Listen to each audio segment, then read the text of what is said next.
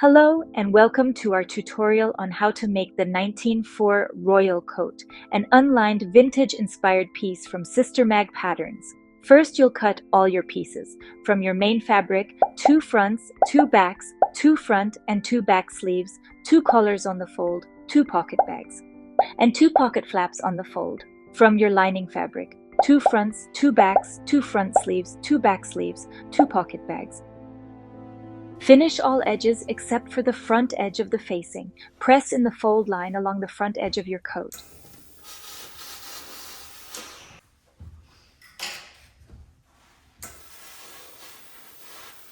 Now iron on interfacing onto the facing, however we are extending that by 2 centimeters beyond the fold line.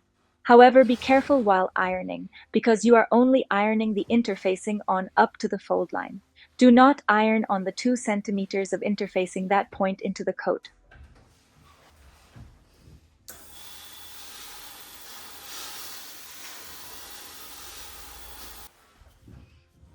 Finish the front edge of the facing with a zigzag stitch. Just a few millimeters before the fold line, top stitch a straight seam with a simple stitch. This stabilizes the edge and fixes the interfacing in place. Here you'll see the finished result, the finished edge but also the straight stitch along the fold line.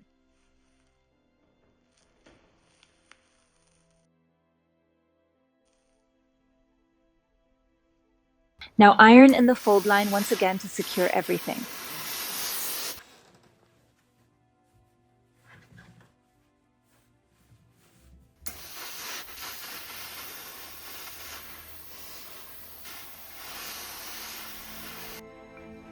Thank you for your interest, and be sure to check out part 2 of this sewing tutorial where we'll assemble the rest of the main coat.